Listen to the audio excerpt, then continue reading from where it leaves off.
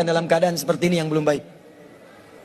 Setelah Anda tergerak untuk berubah, baru kemudian bikin visi ke depan. Ini pernah direncanakan oleh suami istri di masa lalu, dituliskan di dalam kitab yang sangat populer.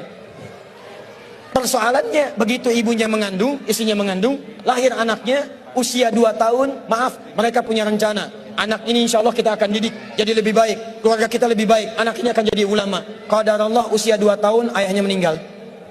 Ini kisah nyata. Ibunya ingat, saya tetap pertahankan untuk berubah, jadi lebih baik. Walaupun ayah tidak ada, saya single parent. Saya rawat anak ini sebaik-baik. Usia 4 tahun, anak ini, maaf ya, terkena penyakit buta permanen. Hijrah tidak akan sepi dengan ujian. Suami meninggal, single parent, anaknya kemudian buta permanen. Apa yang dilakukan oleh ibunya? Ibunya tetap berpedoman, Allah pasti akan berikan yang terbaik. Anak ini kemudian terus didoakan, bangkit di malam hari, perbanyak kemudian tingkatkan ibadah. Ingat ya rumus ini, orang tua yang rajin ibadah maka boleh jadi kebaikannya akan diturunkan pada anaknya. Ibunya yang berdoa, anaknya yang mendapatkan bagiannya. Matanya buta tapi diganti oleh Allah dengan ingatan yang luar biasa. Kalau Anda bacakan satu kalimat, satu baris ini, satu lembar buku dibacakan oleh Anda satu halaman, maka seketika dia akan ingat seketika tanpa diulang, dengan titik, dengan komanya.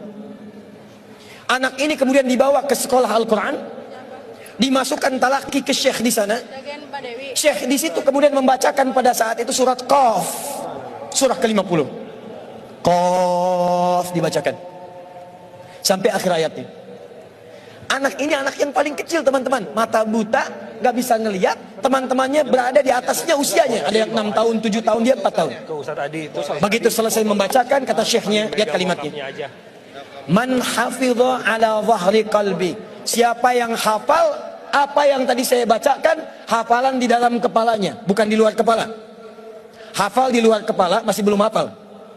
Kata syekhnya, hafal di dalam kepalanya. Tiba-tiba saat semuanya diam menyimpan tangannya begini, anak yang buta tadi mengangkat tangannya mengatakan, hafidhu ala zahri qalbi, saya sudah hafal. Syekhnya penasaran, kata syekhnya, bagaimana? Diambil anaknya ke depan, diminta baca, Masya Allah, bacaannya bukan hanya hafal, makhrajnya, sifat hurufnya, tajwidnya, semua mirip dengan syekhnya. Kata syekhnya, minal an tadrusul hadis, dari sejak sekarang ananda mesti belajar hadis, karena Quran itu dijamin kemudahannya, hadis yang tidak ada jaminan. Anak ini secara singkat, tinggal 1 menit, pulang ke rumahnya, diantar oleh asisten rumah tangga ibu tadi.